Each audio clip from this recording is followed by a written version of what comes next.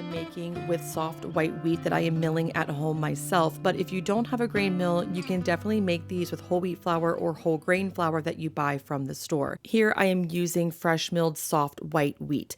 And because this is unsifted fresh milled flour, it has all three parts of the wheat berry in it, the bran, the germ, and the endosperm, making it a true 100% whole grain flour. And they are much more filling than a chocolate chip cookie made with regular all-purpose flour. Now, don't get me wrong, a cookie made with all-purpose flour is really good, but when we're talking about being stuck in the car, trying to stay full, but also having delicious snacks, this is a really great compromise. Of course, like any road trip snack, it would be easier to just grab a box of cookies from the store. But what I like about making my own snacks and making my own fresh milled cookies is that they are made with simple ingredients. So just for example, a quick rundown of the ingredients in this recipe, I am using about 3 3/4 cups or 500 grams of fresh milled soft white wheat, 1 cup of unsalted butter, 1 cup of regular sugar, 1 cup of dark brown sugar, 2 teaspoons or so of homemade vanilla extract, 2 eggs, about a teaspoon of baking soda, a half a teaspoon of baking powder, and a pinch of salt. And then, of course, a lot of chocolate chips. One thing I should note about making cookies or baked goods with a whole grain flour like this is sometimes the cookie dough can be a little bit stiffer than it would be with all-purpose dough, and that's totally normal. And in my experience, it doesn't actually change the outcome of the cookie itself. They still taste just the same as the cookies I make with all-purpose flour, but because it has that bran and germ in there, it does just change the texture of the batter a little bit. The other thing that I've always found makes a better cookie is to refrigerate the dough first. So once I get the dough together, I usually put it in the fridge. Generally, I like to keep it in there overnight and then bake it, but at least a couple of hours, and that will prevent the cookies from spreading. My family cannot get enough of these cookies, and the issue was every time I turned around after baking this first batch, one was missing because somebody was eating one. So to ensure that we actually have cookies for our trip in a couple of days, I am freezing the rest of the cookie dough, and then I'm going to bake it the night before we leave. So I just scooped out the dough onto a parchment lined sheet and then put that sheet directly into the freezer for about an hour or two. And then I'm transferring that frozen dough into a bag. That flash freezing process just ensures that the cookie dough doesn't stick together once you put it in the bag. And then the night before we leave, I will bake the rest from frozen at 375 for about 10 to 13 minutes or so. When they are just cold out of the fridge, they only take 8 to 10 minutes, but from frozen, you need to add a few extra minutes. I have been experimenting a lot with fresh milled bread baking, and I've been trying things from sourdough all the way to yeast breads, with additives, without additives, and I'm really starting to dial in a fresh milled process that makes bread super soft and as close as you can get to a white bread, but with still having 100% whole grains or 100% fresh milled flour. So for almost all of my fresh milled bread recipes, like these dinner rolls, I use a combination of hard white wheat and kamut. So kamut is also a hard wheat, but the reason why I'm using hard wheat for bread and soft wheat for cakes, for example, is because hard wheat contains more gluten. You need all that gluten in the hard wheat so you can have a nice rise to your bread.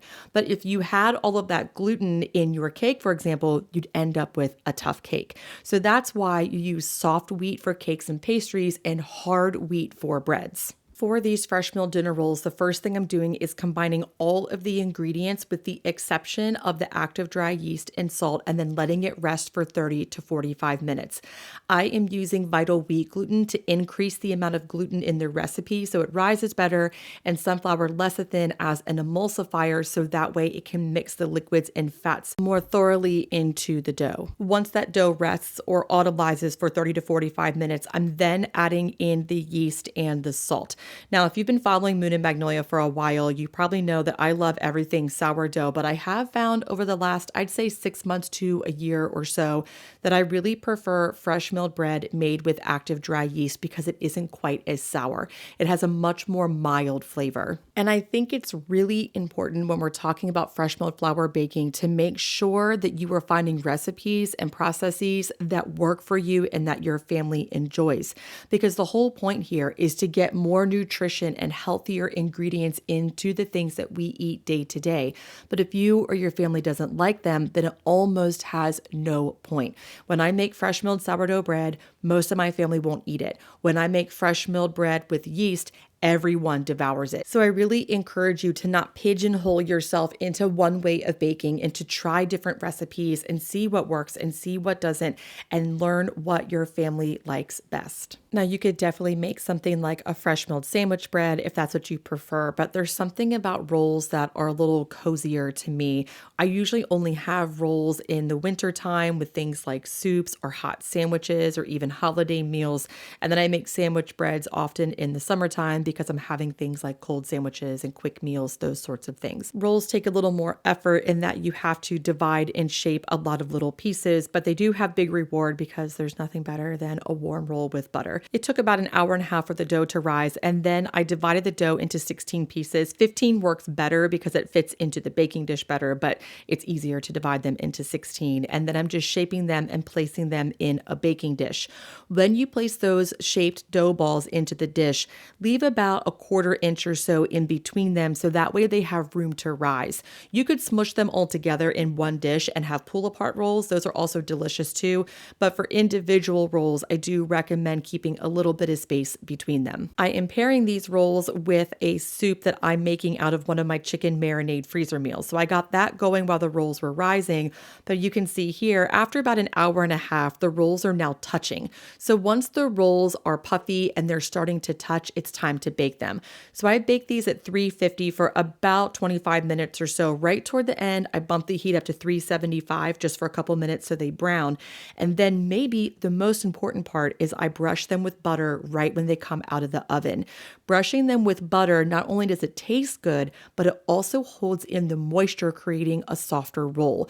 I've also brushed them with honey butter. That makes them even a little bit softer and really delicious, but they are really sticky that way. So that's up to you. Okay, next up on the menu is fresh milled sourdough chocolate chip muffins. And full disclosure, I actually was going to use my chocolate chip muffin recipe, but use blueberries instead. But when I opened the freezer, the blueberries had spilled out of the bag and they were all over the bottom of the freezer. So we are back to the original of chocolate chip muffins. But I think that underscores an important point about cooking and baking for spring is that the flavors are more mild and the flavors are lighter. And I think they tend to be a little bit more versatile. This muffin recipe is a really great base muffin recipe that you can put just about anything in to match the season. So for me, when I'm making things for spring, whether it's cooking dinner or just baking a treat, I'm really focused on mild flavors because that's what tastes good to me this time of year.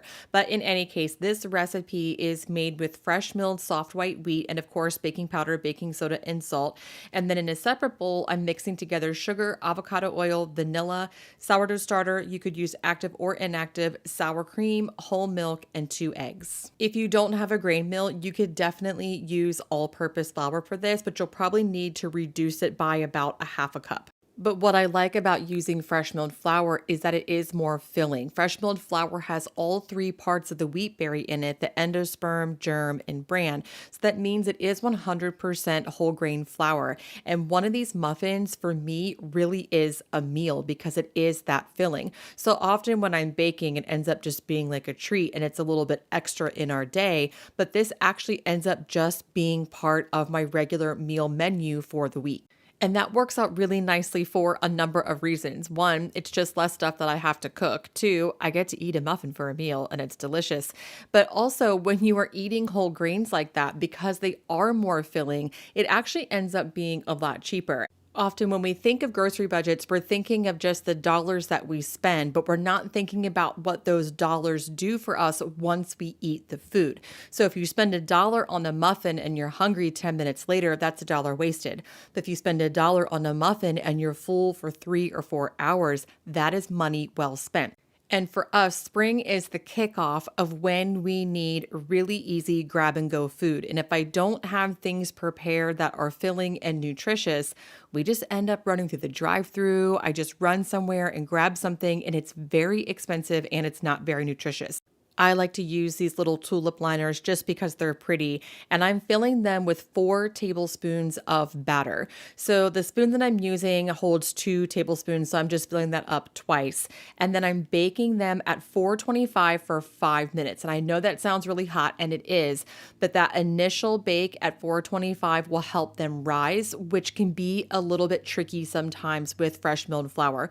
So at 425 for 5 minutes, and then I drop the temperature to 350 and I bake them, I'd say about 20 to 25 minutes.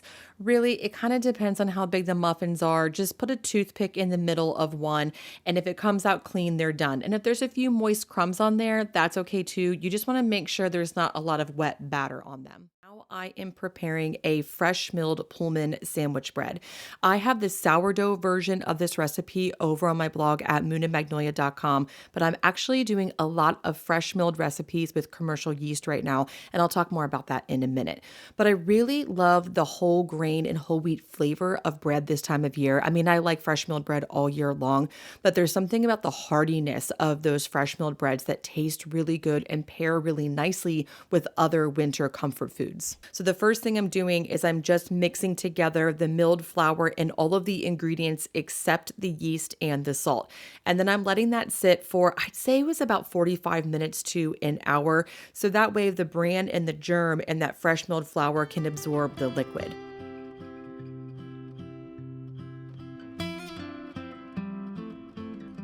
Right now, I am finishing up the bread dough. So here, rather than adding sourdough starter, I'm now adding in 2¼ teaspoons of dry active yeast and then about a teaspoon of salt, and then mixing everything in my stand mixer until it reaches the window pane test.